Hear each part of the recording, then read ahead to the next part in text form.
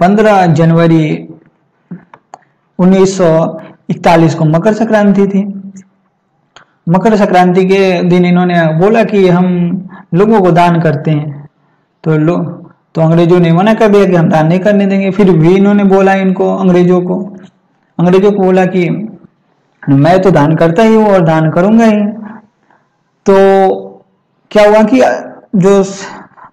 जो शरद चंद्र के दोस्त थे अकबर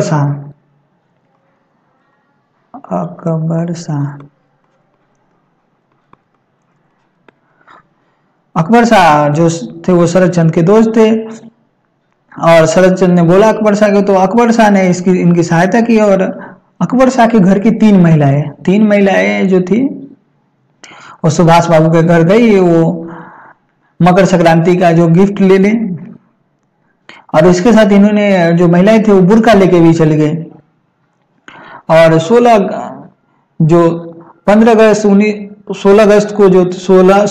जनवरी 1941 को क्या हुआ कि रात को जो है सुभाष बाबू बुर्के पहन के भाग निकले। बुर्के पहन के भागने के बाद ये इनके भतीजा थे, सुभाष बाबू के भतीजा थे शिशिर बोस के साथ ये गोमो स्टेशन जाने के बाद गोमो स्टेशन से गोमो से इन्होंने क्या किया कि कालका मेल पकड़ा, कालका मेल ट्रेन पकड़ा, कालका मेल से ये क्या हुआ कि कालका मेल से दिल्ली पहुंचे, और इन्हें बताया गया था कि इनके जो शरद चंद्र ने इनको बताया था कि हो ना हो आपके खिलाफ लुकआउट नोटिस जारी किया जाए। तो इसलिए आप क्या करिएगा कि जब कालका मेल से जाएंगे तो दिल्ली से एक स्टेशन पहले उतर जाने का। तो इन्होंने क्या किया कि दिल्ली से एक स्टेशन पहले उतर गए, और उसके बाद वो दिल्ली पहुंचे। दिल्ली से इन्होंने क्या किया, एक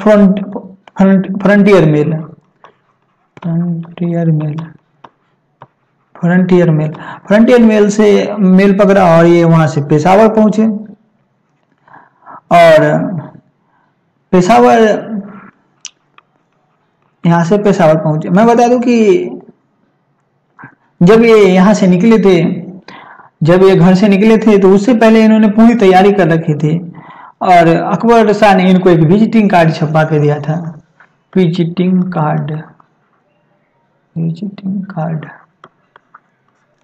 विजिटिंग कार्ड पे इन्होंने अपना नाम लिखवाया था, मोहम्मद जियाउद्दीन ट्रेवलिंग इंस्पेक्टर। और इन्होंने अपना एक जो विजिटिंग कार्ड बनवाया था, इन्होंने जब ये तैयारी पहले से ही कर रहे थे, तो इन्होंने अपना पूरा दाढ़ी पूरा बढ़ा के रखा था। जब ये भागे तो इन्होंने नाम लिखवाया मोहम्मद जियाउद्दीन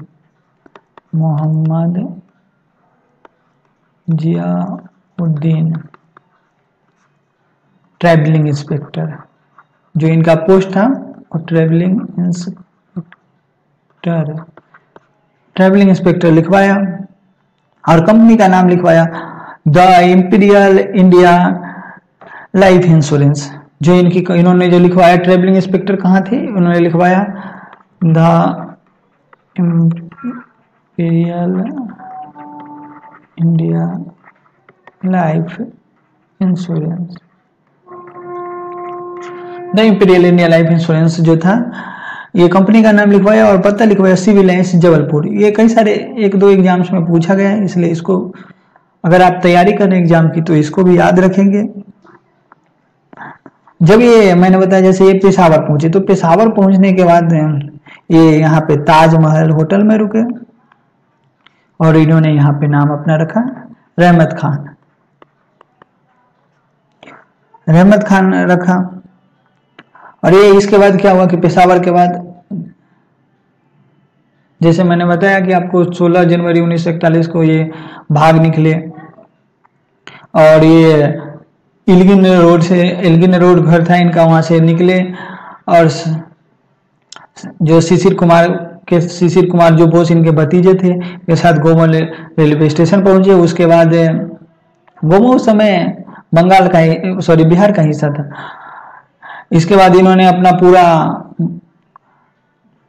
इसके बाद की भी मैंने कहानी बताई कि आपको वो कैसे वो पेशावर पहुंचे, पेशावर के बाद की कहानी मैं बताता। पेशावर के बाद ये क्या किया, पेशावर के बाद ताजमहल होटल में रुके, बताया मैंने, वहां पे इन्होंने अपना नाम रहमत खान रखा, रहमत खान। और यहाँ पे पेशावर से एक ट्रक में बैठकर काबुल पहुंचे। काबुल पहुंच के इन्होंने एक इटालियन दूतावास में गए और इन्होंने एक इटालियन पासपोर्ट बनवाया।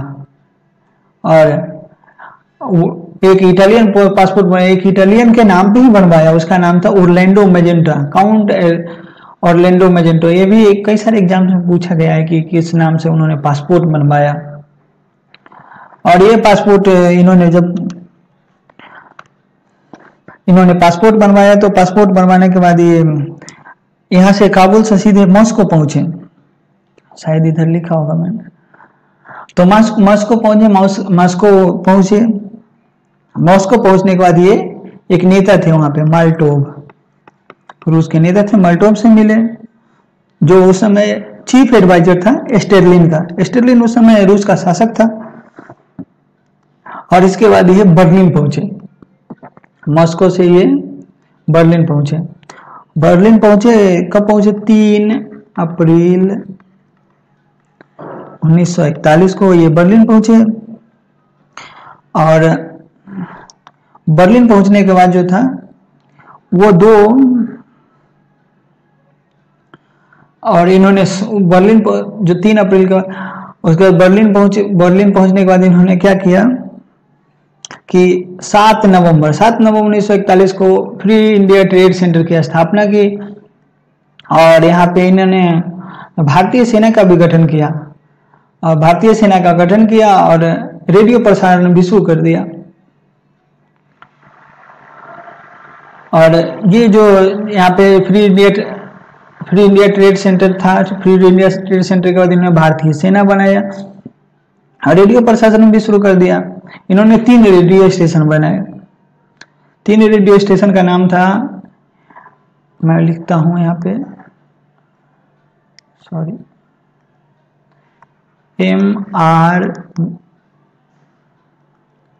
MR व्यास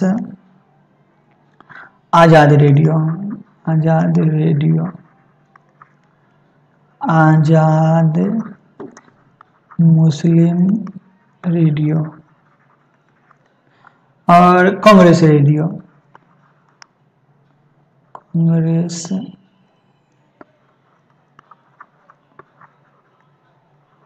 कांग्रेस रेडियो। इन्होंने 3 रेडियो स्टेशन बनाए। 3 रेडियो स्टेशन बनाने के बाद ये क्या हुआ कि जर्मनी में जो था, दिसंबर 1941 में जर्मन कमांडर था एक एनाबर्ग से मिले। तो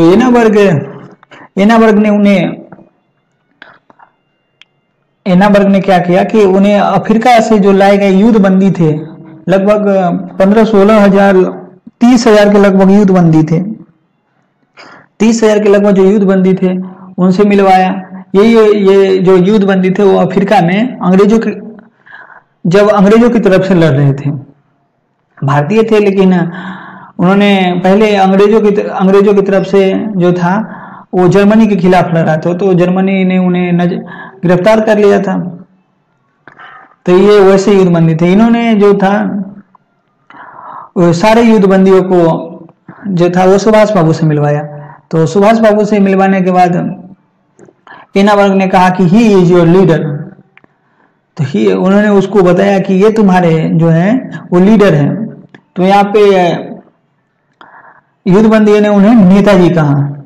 वो हिंदी बोलते थे तो उन्होंने उन लोगों के हमारे नेता है नेताजी। और उन्होंने एनाबर्ग के जो युद्धबंदी थे उन्होंने एनाबर्ग के सामने कसम खाई कि हम जर्मनी के खिलाफ कभी नहीं लड़ेंगे और जर्मनी के खिलाफ कभी कुछ नहीं करेंगे। और इस शर्त पे एनाबर्ग ने सुभाष बाबू को वो सारी युद्धबंदियां दे दिए। एनाबर्ग ने जब युद्धबंदियों को दे दिया सुभाष बाबू को, तो युद्धबंदी ने उन्हें नेताजी के रूप में समर्पित किया। और ये पहली बार था जब सुभाष बाबू को नेताजी बोला गया, यहीं से उन्हें नेताजी पद नाम मिला। ये 26 जनवरी 1942 को सुभाष बाबू ने 26 जनवरी 1942 को जो एक जर्मन कमांडर था लेफ्टिनेंट किर्पे की सलाह पे झंडा फहराया। उन्होंने लेफ्टिनेंट किर्पे ने बताया कि जो भी संगठन होते हैं उनका कोई ना कोई झंडा होता है, तो इनकी सलाह पर सुभाष बाबू ने एक झंडा बनाया। झंडा के बीच में जो साइन था वो था उछलता हुआ शेर। तो और उन्होंने उस झंडे को 26 जनवरी 1942 को फहराया और यहीं पर उन्होंने जय हिंद का नारा दिया और जन गण मन को राष्ट्रीय गान घोषित किया। यहाँ पे इन्होंने 3 काम किया। इन्होंने एक अपना झंडा बनाया, जय हिंद का नारा दिया और जन गण मन को राष्ट्रीय गान घोषित किया। 28 मई 1942 को नेताजी जो है हिटलर से मिले और हिटलर ने उन्हें यहाँ पे 19 बार नेताजी कहा। एक केबीसी में क्वेश्चन पूछा गया कि हिटलर ने सुभाष बाबू को कितनी बार नेताजी कहा, तो ये 19 बार कहा। इसके बाद क्या हुआ कि उनको लगा कि जैसा कि मैंने आपको बताया कि सुभाष बाबू हिटलर से मिले तो हिटलर ने उन्हें 19 बार नेताजी कहा। तो इस दौरान हिटलर ने उन्हें बताया कि एक आदमी है आप ही के देश के रास बिहारी बोस, तो रास बिहारी बोस जो है वो आपसे मिलना चाहते हैं। तो सुभाष बाबू बहुत प्रसन्न हुए। इसके बाद उन्होंने देखा कि जो जर्मनी की जो रुचि है वो भारत को सुभाष बाबू को मदद करने में ज्यादा नहीं है। तो इसके बाद वो आबिद हसन उनके साथ एक आदमी थे आबिद हसन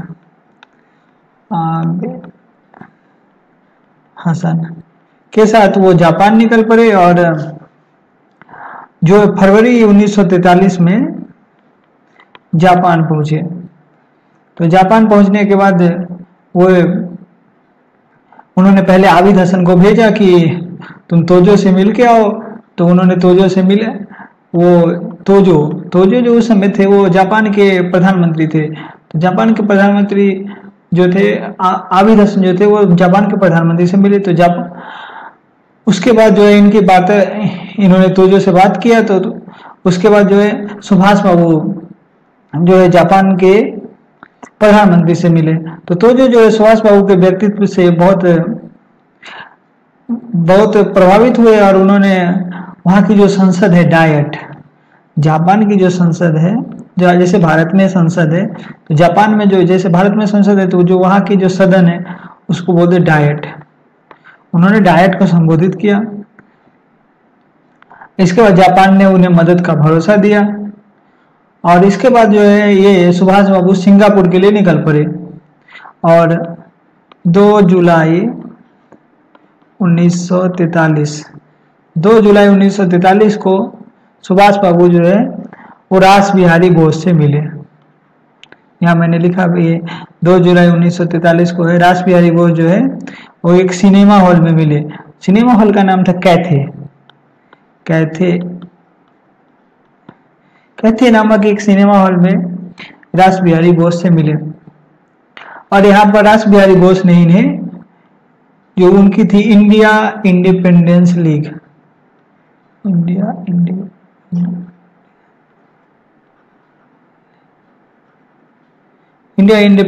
में का अध्यक्ष बनने का न्योता दिया और सुभाष बाबू ने उसे स्वीकार भी कर लिया।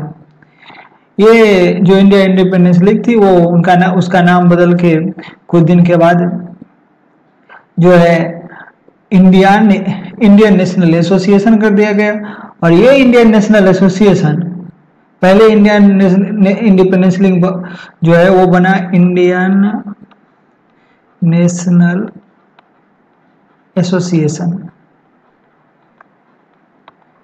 इसके बाद इसका नाम बदल के बाद में जाके ये आजाद हिंद फौज बना, हिंद फौज। ये आजाद हिंद फौज बना।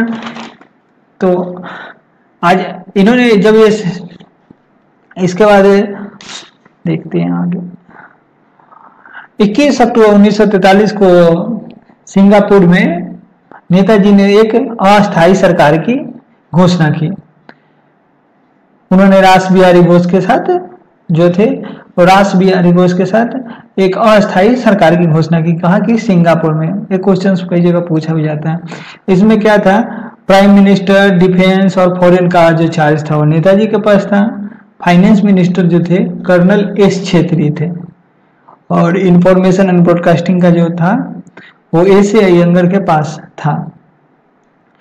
25 अक्टूबर 1943 को इन्होंने ब्रिटिशर्स के खिलाफ जो है युद्ध की घोषणा कर दी।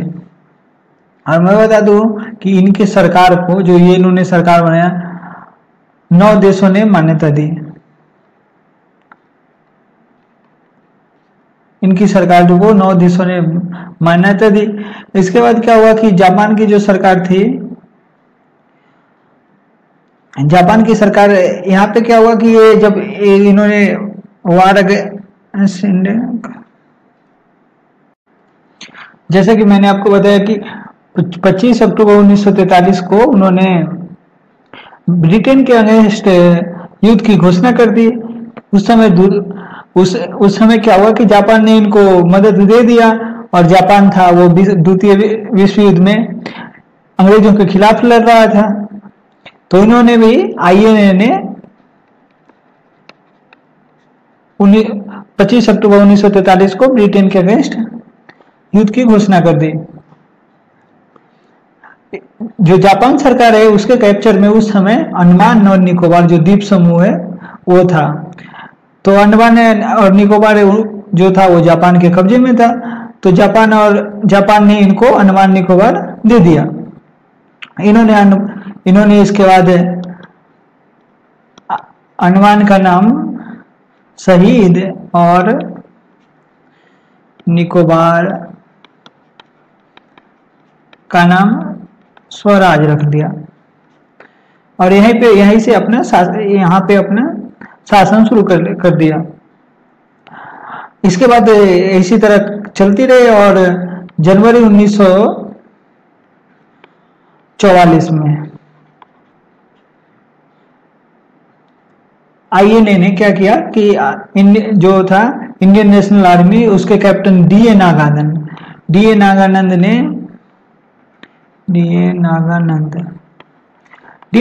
ने रंगून को कैप्चर कर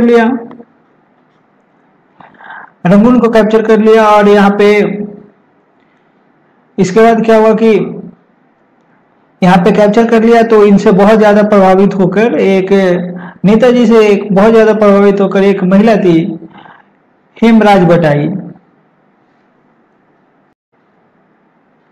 जब डी ए नागानंद ने जो था रंगून को कैप्चर कर लिया, तो रंगून पे कैप्चर करने के बाद यहाँ पे नेताजी से एक महिला बहुत ज्यादा प्रभावित हो गई, वो थी श्रीमती हेमराज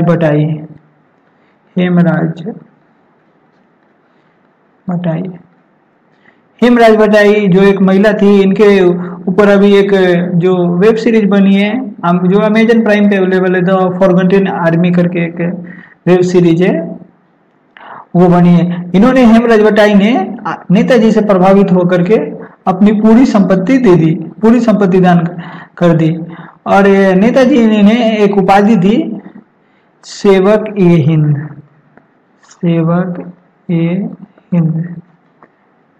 नेताजी ने एक उपाधि दी जिसका नाम है सेवक ए हिंद की उपाधि दी।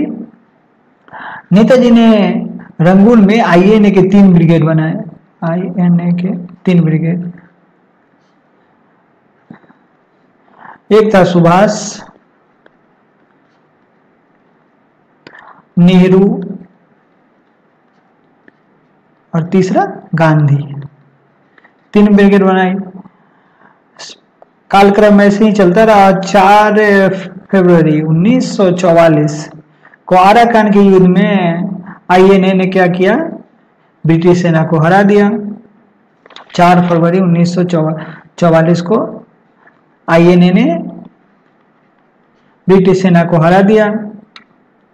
इसके बाद 14 अप्रैल 1944 को आईएनए ने क्या किया,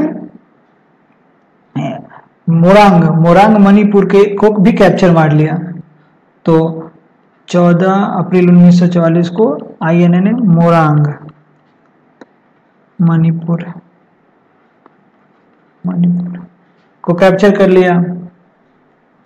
इसके बाद क्या हुआ कि 4 अगस्त 1944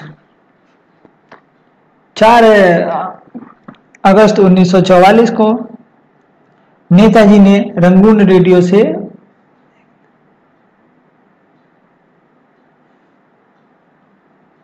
जैसे मैंने कि जनवरी 1944 में आईएनए ने रंगून को कैप्चर कर लिया। यहाँ पे 3 ब्रिगेड बने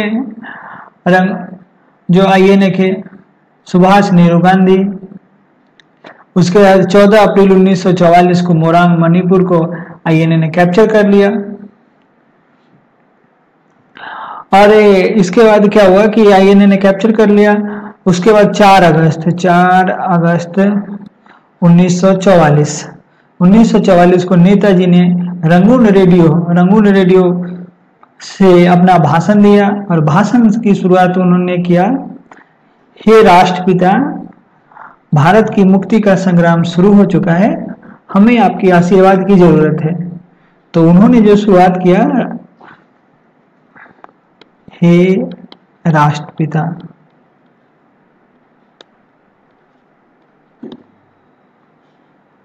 हे राष्ट्रपिता, भारत की मुक्ति का संग्राम शुरू हो चुका है, हमें आपके आशीर्वाद की जरूरत है। और यहाँ पे उन्होंने जो हे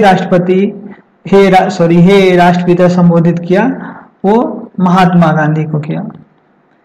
और ये पहली बार था जब महात्मा गांधी को राष्ट्रपिता कहा गया। और उन्होंने अपने भाषण का अंत एक प्रसिद्ध स्लोगन से किया, तुम मुझे खून दो, तुम मुझे खून दो, मैं तुम्हें आजादी दूंगा। एक फेमस स्लोगन, तुम मुझे खून दो मैं तुम्हें आजादी दूंगा, से इन्होंने अपने भाषण का अंत किया। यह पहली बार था जब किसी ने महात्मा गांधी को राष्ट्रपिता कहा। और यहीं से महात्मा गांधी राष्ट्रपिता के रूप में फेमस हो गए। ये राष्ट्र, और अभी भी जो भारत के सरकारी डॉक्यूमेंट्स है, सरकारी डॉक्यूमेंट्स में कहीं पे भी महात्मा गांधी को राष्ट्रपिता नहीं कहा गया है, तो ये मोरली ही चलता है। जबकि ऑफिशियल डॉक्यूमेंट से कहीं पे भी अभी भी वर्तमान में जब 2020 में है, तो अभी भी महात्मा गांधी को कहीं पे भी राष्ट्रपिता की दर्जा नहीं दी गई है सरकारी दस्तावेजों में, जैसे एक आरटीआई से पता चला है। इसके बाद क्या हुआ कि जो है जापान की जो है हार हो गई, जापान की हार हो गई द्वितीय विश्व युद्ध में। और इसके बाद जो है नेताजी घबरा गए। और नेताजी ने, चूंकि जापान हार गया, तो जापान ने नेताजी की जो सहायता करने से इसके बाद मना कर दिया। तो इसके बाद क्या हुआ कि इसके हार के बाद नेताजी ने सोचा कुछ तो नया करना पड़ेगा। अब तो जापान सहायता कर नहीं सकता क्योंकि वो खुद ही हार गया। उसके ऊपर दो बम गिरे जो लिटिल बॉय और फैटमैन के नाम से जाने जाते हैं। उसके बाद वो 18 अगस्त, आगे देखते हैं इसको, 18 अगस्त, जैसे मैंने यहाँ पे लिखा है 18 अगस्त 1945 को एक जापानी प्लेन, जापानी एक शैली 97.2 जो एक उस समय सैन्य लड़ाकू विमान था, से मॉस्को जा रहे थे। मॉस्को जाने के दौरान जो उन्होंने वो रूस की सहायता मांगने, पहले वो मंचूरिया जा रहे थे, मंचूरिया। तो इसके बाद क्या हुआ कि ऐसा 23 अगस्त 1945 को जापान की 18 अगस्त को इनकी मृत्यु हुई। ये मृत्यु का पता तब चला जब 23 अगस्त 1945 को जापान की जो ऑफिशियल रेडियो टोक्यो रेडियो ने बताया कि इनकी मृत्यु हो गई है। इसमें बताया गया कि विमान में उनके साथ जापानी जर्नल थे सीधे और इसके साथ इनका पायलट था।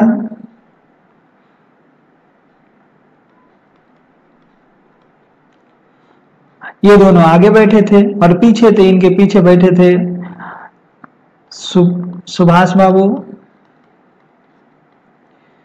और इनके साथ एक आईएनए के कर्नल थे। आईएनए के जो सिपाही थे कर्नल हबीबुर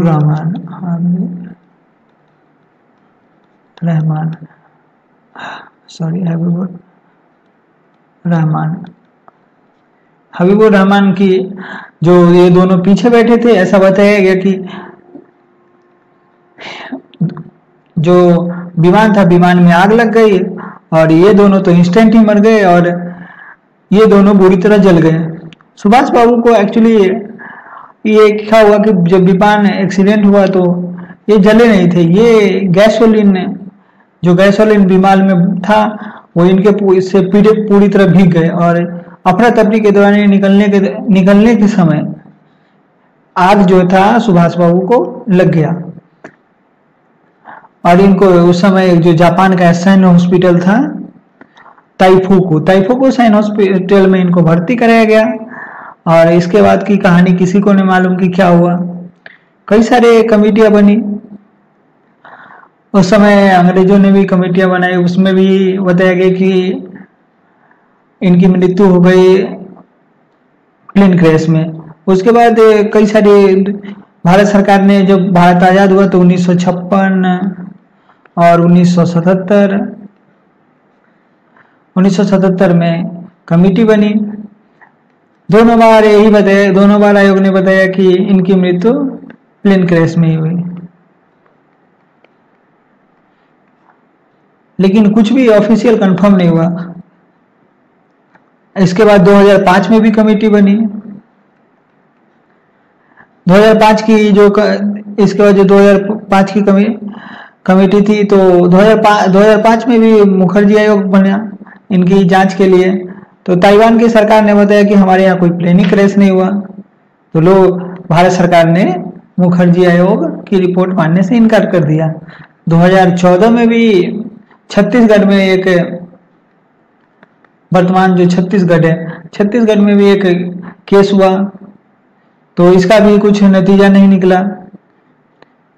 और कई लोग कहते थे कि इसके बाद जब ये आग लगी उसके बाद ये ठीक होके फैजाबाद में गुमनामी बाबा के रूप में रहते रहे। कई सारी कहानियां, लेकिन जो सबसे मान्य कहानी है कि इनकी 18 अगस्त 1945 की मृत्यु हो गई। कई जगह बताया गया कि इनकी मृत्यु 30 अगस्त 1945 को हुई। कई सारी कहानियां, लेकिन सबसे मान्य कि 18 अगस्त 1945 को इनकी मृत्यु हो गई। इनका एक प्रसिद्ध स्लोगन है, freedom is not given, it is taken. स्वतंत्रता हमें मिलती नहीं है, बल्कि जब हमें इसे लेनी पड़ती है, छीनना पड़ता है। इस वीडियो की क्रेडिट मैं देना चाहूंगा अभिषेक अजय सिंह, जो एक टीचर है, बहुत ही जाने माने टीचर और बहुत ही अच्छे विद्वान है। इसका सोर्स जो है मैंने विकिपीडिया और मैंने जो प्रिपरेशन में जो मैं करता हूँ यूपीएससी की, वहां से मैंने इसको लिया है और आपके लिए तैयार किया है। वीडियो देखने के लिए आपका शुक्रिया। आप हमें हमारे टेलीग्राम चैनल गुरुकुल लर्निंग से ज्वाइन कर सकते हैं और मुझे कुछ भी हो तो मुझे मेल भी कर सकते हैं। आपको कुछ भी अगर जानकारी चाहिए या फिर कुछ हेल्प चाहिए हमसे तो ravisankarkumar@outlook.in पे आप मेल भी कर सकते हैं। वीडियो देखने के लिए आपका शुक्रिया। अगर आपको ये वीडियो अच्छा लगा है तो जरूर लाइक करें और हमारे चैनल को सब्सक्राइब करें, बाकी लोगों तक भी शेयर करें ताकि उनको भी अच्छी अच्छी जो मैं वीडियो बनाता हूँ जो यूजफुल रहेगी आपके लिए। तो इसके लिए आप हमारे चैनल को सब्सक्राइब करें, आपको टाइम टू टाइम नोटिफिकेशन मिलता रहेगा। वीडियो देखने के लिए आपका बहुत बहुत शुक्रिया। God bless you.